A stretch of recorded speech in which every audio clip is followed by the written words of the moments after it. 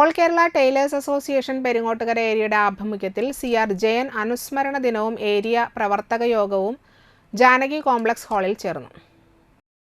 ജില്ലാ കമ്മിറ്റി അംഗം ഷിമ്മി ശിവദാസ് ഉദ്ഘാടനം ചെയ്തു.